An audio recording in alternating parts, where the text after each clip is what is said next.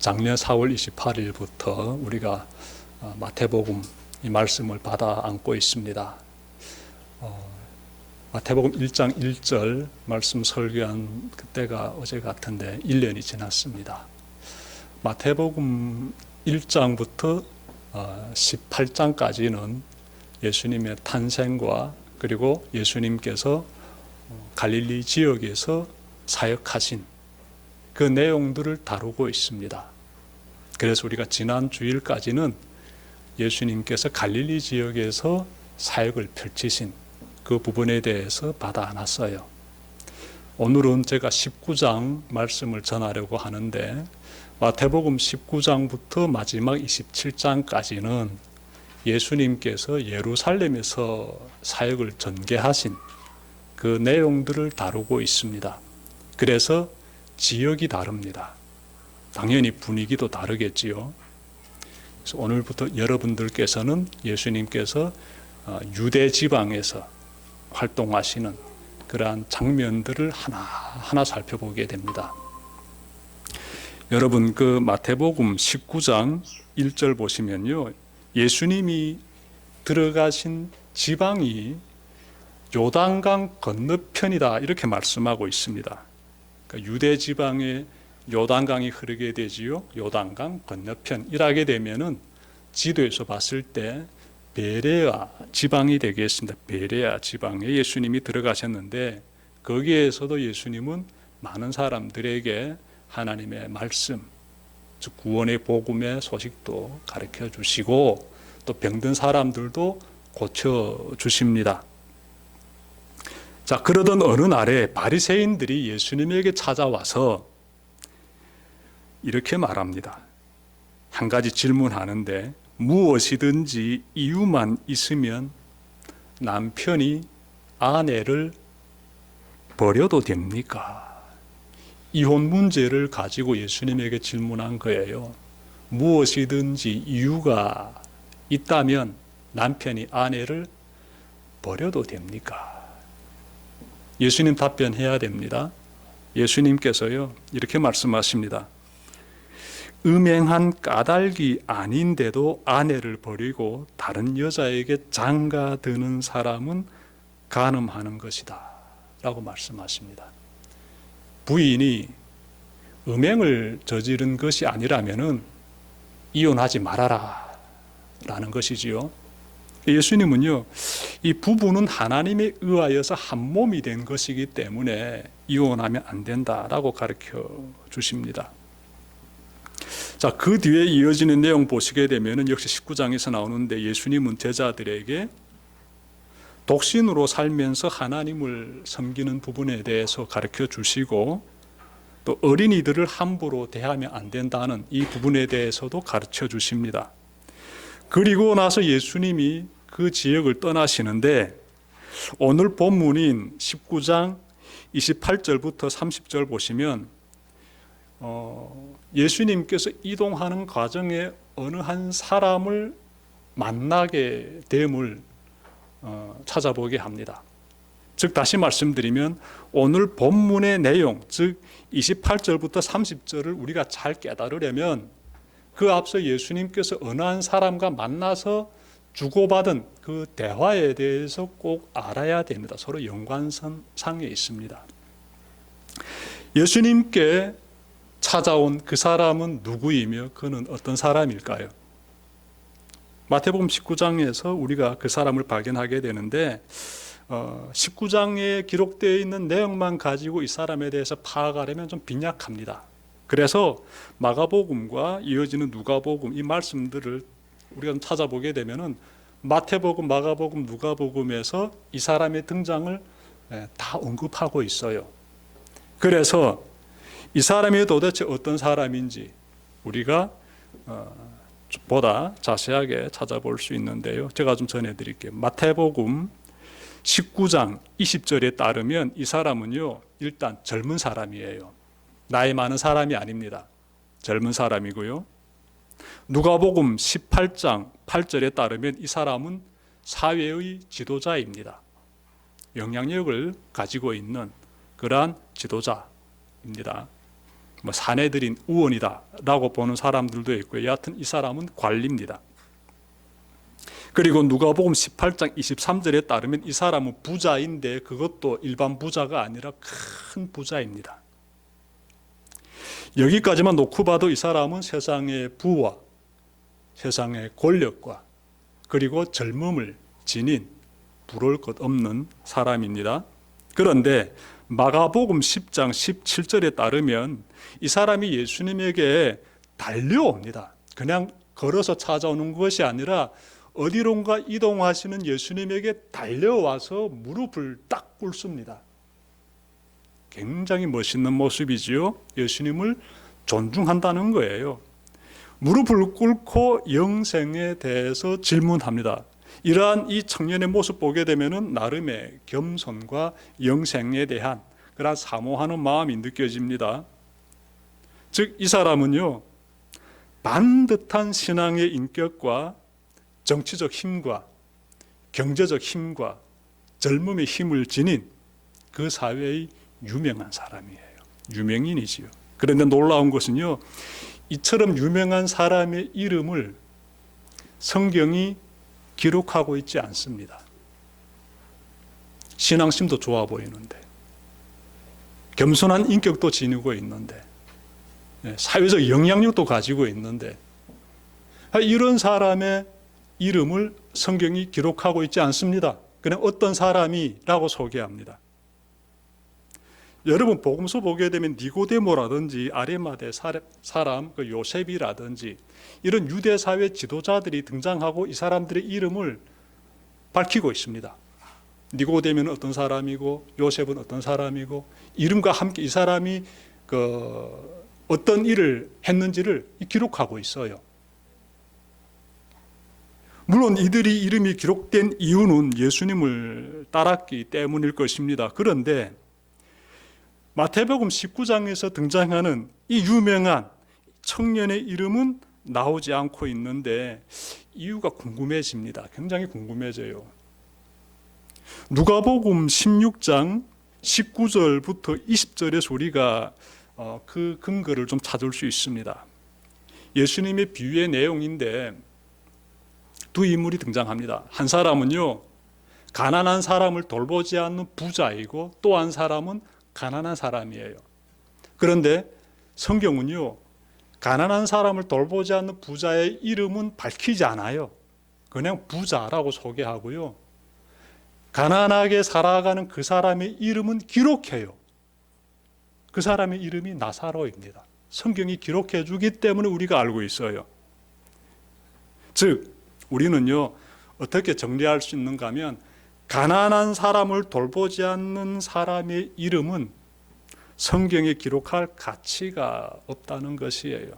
그래서 성경은 가난한 사람을 소외시 돌보지 않는 그런 사람들의 이름은 기록하고 있지 않는데, 그러면 예수님에게 찾아온 이 부자 청년도 그와 같은 부류의 사람일까요? 우리가 또 질문할 수 있습니다.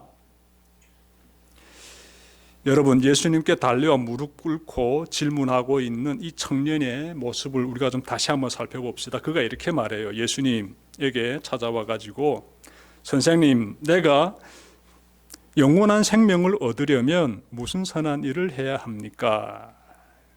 이 청년이 예수님에게 달려와서 무릎 꿇고 드린 질문이었어요. 선생님, 내가 영생을 얻으려면 뭘 해야 됩니까? 근데 그 앞에 무슨 선한 일을 해야 합니까? 라고 질문하고 있습니다. 예수님은 그에게 답변 주십니다. 계명을 지키라라고 해. 계명을 지키라. 그러자 이 청년이요, 나는 계명을 다 지켰습니다 라고 답변합니다.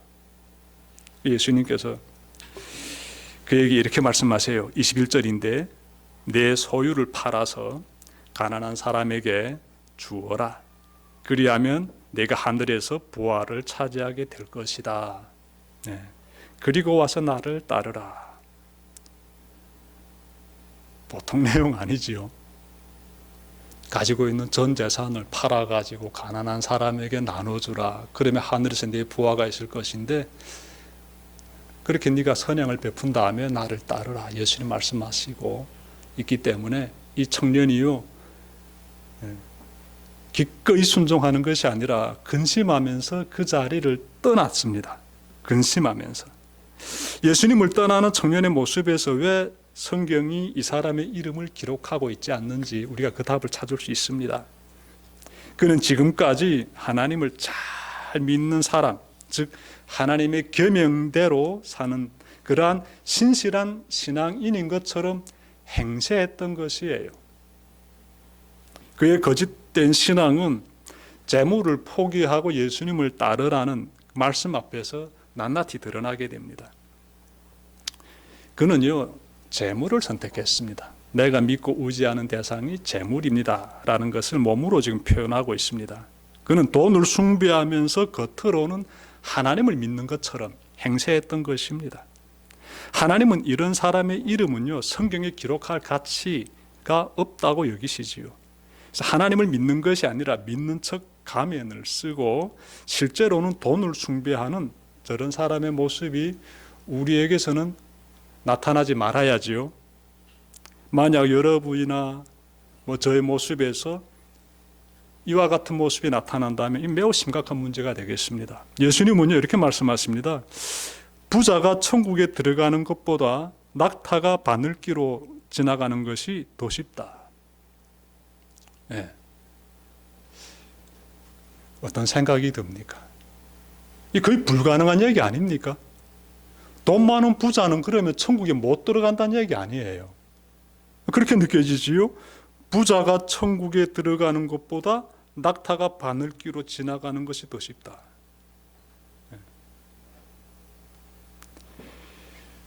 이 부자가 자신의 재산을 부둥켜 안고 이렇게 예수님의 말씀을 따르지 않고 지금 재산을 선택했잖아요. 돈을 선택했지요. 그러자 예수님이 제자들이 하신 말씀이에요. 부자는 천국 가기 정말 힘들다. 그러다 제자들이요, 그러면 누가 구원받습니까? 라고 재차 제자들이 질문합니다. 예수님께서 이렇게 말씀하시지요. 26절 하반절인데 사람은 이 일을 할 수 없으나 하나님은 무슨 일이나 다 하실 수 있다. 예수님 말씀입니다. 하나님은 다 하실 수 있다. 사람의 힘으로는 불가능하지만 하나님이 개입하시면 가능하다라는 것이지요. 예수님 말씀에서 우리가 깨닫게 되는 것이 있습니다. 그것은요, 영원한 생명의 나라, 저 천국에 들어가는 그것은 우리의 선한, 우리의 의지적인 노력으로서 얻게 되는 것 아니라는 거예요. 구원은 예수 믿는 사람에게 주어지는 하나님의 선물이에요. 영생의 나라에 들어가는 것, 내 영원한 생명을 얻게 되는 것, 천국에 들어가는 것은요, 하나님의 선물이에요. 내가 예수 믿는다는 그 이유만으로 하나님께서 나에게 주시는 큰 선물이지요. 내가 선행을 행했기 때문에 그 대가로서 영생을 얻게 되는 것 결코 아니에요. 부자 청년은 이 부분에 대해서 모르고 있는 것이지요. 재물을 의지하는 인생을 살다가 자신의 잘못된 삶을 뒤늦게나마 깨닫고 재물을 포기한 그러한 한 인물이 있습니다.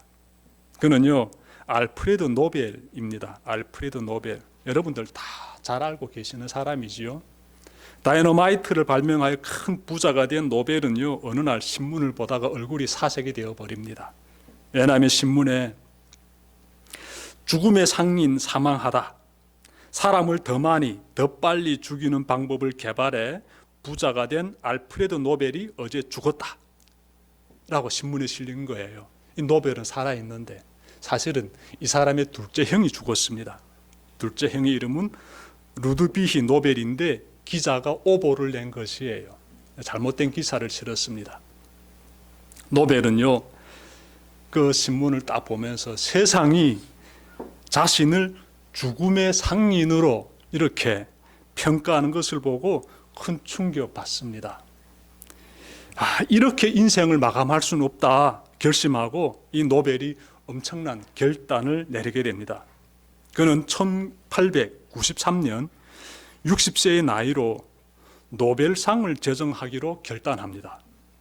강남 비전교회 한재영 목사님이 노벨에 대해 기록한 글이 있는데요. 그 글에 따르면 사망 당시 노벨은 20개 국가에 93개의 공장을 소유하고 있었다고 합니다. 그러니까 큰 부자지요. 20개 나라에 20여 개 나라에 93개의 공장을 소유하고 있는 사람이면 굉장히 큰 부자지요. 근데 그는요 모든 돈을 노벨상으로 내놓았다라고 합니다. 자신의 재산 전부를 노벨상을 이렇게 재단을 만드는데 내놓았다는 거예요. 노벨은 돈을 숭배하는 현대인들을 향해 돈을 어떻게 사용해야 하는지를 가르쳐주고 있습니다. 노벨에 대해서 찾아보니까 이 사람은요 기독교적 교육을 받으면서 자란 것만큼 확실한데 성인이 되어가지고 기독교인답게 기독교인의 정체성을 뚜렷하게 제시하면서 산 것 같지는 않습니다. 하지만 그럼에도 불구하고 그는 자신의 전 재산을 인류의 평화로운 미래를 위해서 내놨습니다. 굉장한 결단이지요. 비록 인생의 황혼기에 접어들어가지고 그런 선택한 것은 좀 아쉽긴 하지만 그럼에도 불구하고 자신의 큰 재산을 사회에 환원했다는 것은 대단한 정말 용단이지요. 노벨과 마태복음 19장에 자기 재산을 부둥켜 안고 돌아서는 젊은 부자는 너무나 큰 대조를 이루고 있습니다. 여러분, 노벨 같은 사람도 인류의 유익을 위해 자신의 전 재산을 사회에 내놓고 있는데 우리는 예수님을 따를 것이냐 재물을 따를 것이냐의 갈림길 앞에서 어떤 선택을 하고 있습니까? 마땅히 우리는 예수님을 따라야 하지요. 예수님 따르기를 주저하면 안 됩니다. 예수님을 따른다는 것은 예수님을 위해서 나의 최선을 다함을 의미합니다. 나의 최선을 다하는 것. 그 모습이 진짜 예수님을 따르는 모습이에요.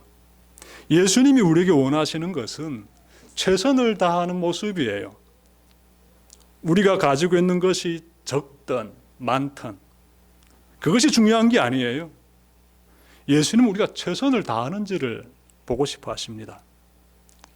예수님이 부자 청년에게 요구하신 것도 최선을 다하는 모습이에요.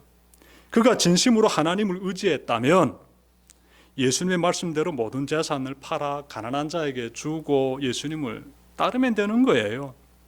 진심으로 그가 정말 영생을 얻고 싶다면 예수님 말씀하신 대로 최선의 모습 취하면 됩니다. 최선을 다하는 자세로 하나님을 의지하며 살아간다면 최선을 다하는 것이 하나님의 그 나라를 위하는 그곳에 있다면 가지고 있는 재물 버리는 거 포기하는 거 솔직히 그렇게 어려운 일도 아니지요. 노벨도 이런 일 하고 있지 않습니까? 노벨이란 사람도. 그러니까 하나님 진짜 믿는 거 아닌 것이지요. 예수님은 우리가 최선을 다하면 천국에서 놀라운 보상을 받는다고 말씀하시는데요. 28절과 29절에서 발견할 수 있습니다. 예수님은 장차 다가올 새로운 세상이 있다고 말씀하십니다. 새로운 세상. 그날에 예수님을 위해 최선을 다한 사람들은 영생을 얻는 것은 물론이고 100배의 보상을 받는다라고 말씀하십니다.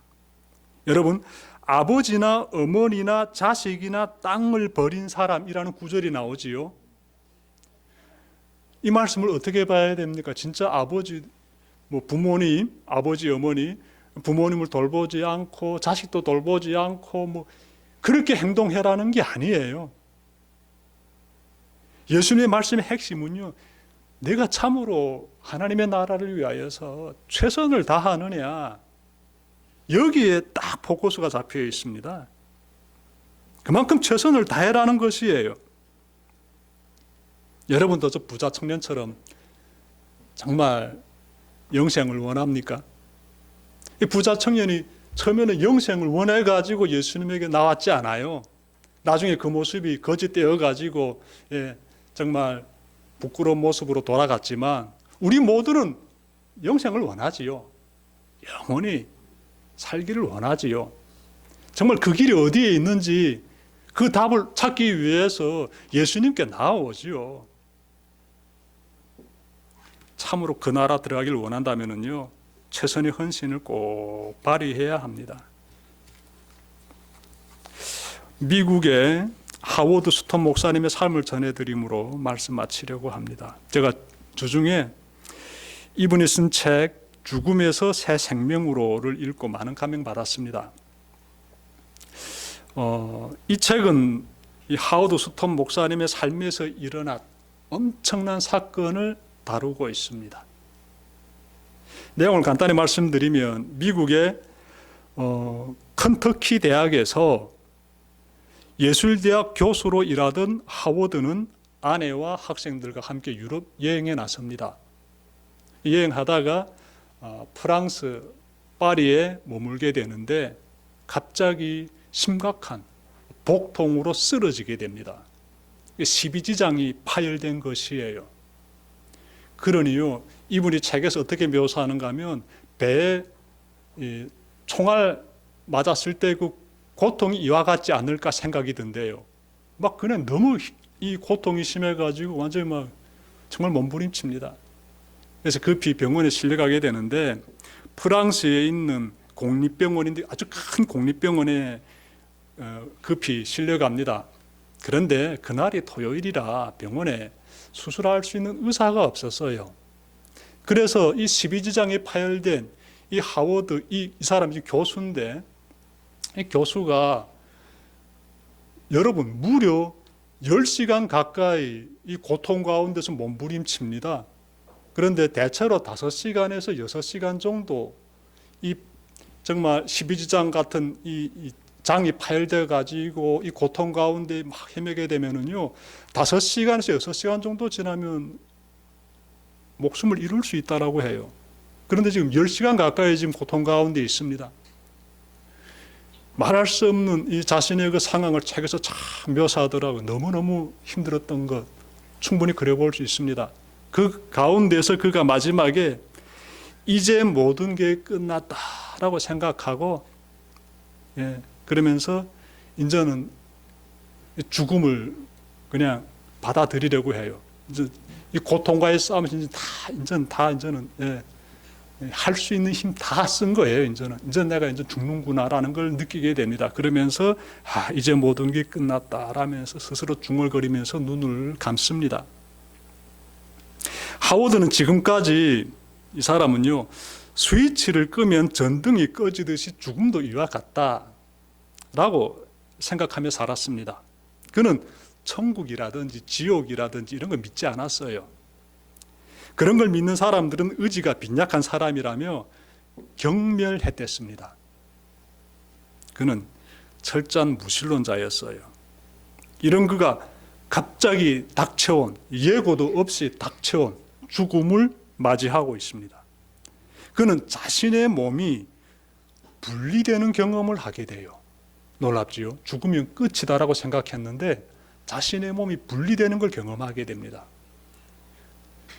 그 침대에는 자기 몸이 누워 있는데 또 다른 몸이 지금 이 병실에 서 있는 거예요. 근데 자기가 봤을 때 침대에 누워 있는 몸은 죽은 몸이고 지금 이렇게 병실에 서 있는 몸은 모든 걸 감지하면서 냄새도 맡고 귀로도 소리를 듣고 있는 이러한 살아있는 몸인 거예요. 자신의 병상 옆에 아내가 막 슬픈 모습으로 지금 이렇게 머리 푹 숙여 앉아 있는데 아내를 향해서 자기가 큰 소리로 말해도 아내가 못 알아들어요. 이 사람이 굉장한 체험을 하고 있는 겁니다. 그때 밖에서 이 병실 밖에서 자기를 부르는 여러 사람들의 목소리가 들려가지고 밖으로 나가게 됩니다. 근데 이 사람들에게 다가갈까 하게 되면은 이 존재들이요 다가오면은 또 멀리 가고 다가오면은 또 멀리 가고 이러면서 이 하워드 교수를 어떤 곳으로 계속 유인해 갑니다.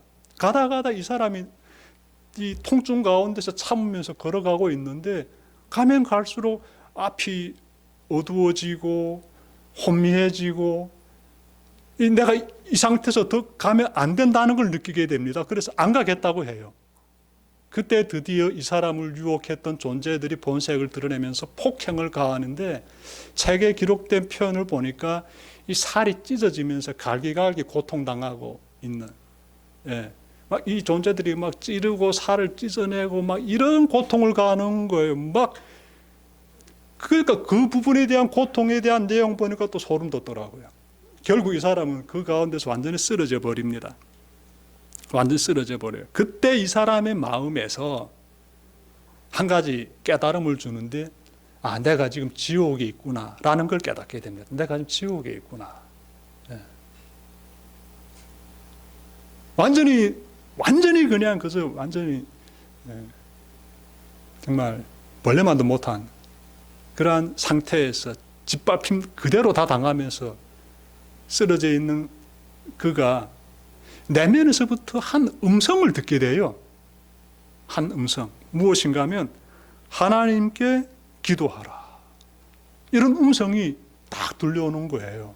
이때까지 무신론자로 살았는데 미국의 주립대학에서 예술학과에서 교수로 있는 철저한 무신론자이고 천국과 지옥을 믿지도 않는 이런 사람인데 지금 어떤 경험하고 있습니까? 하나님께 기도 드리라는 이런 음성을 들으니까 기도 어떻게 드려야 되는지 뭐 압니까? 하나님 믿지도 않고 살아온 사람인데, 하나님에 대해서 온갖 비방 다 했던 사람인데, 지금 지옥에서 지금 살기 위해서 이 사람이요, 기도 어떻게 드려야 될까 하는데, 그때 어렸을 때 교회 학교 다니면서 들었던 시편 23편 4절 말씀이 딱 떠오르는 거예요.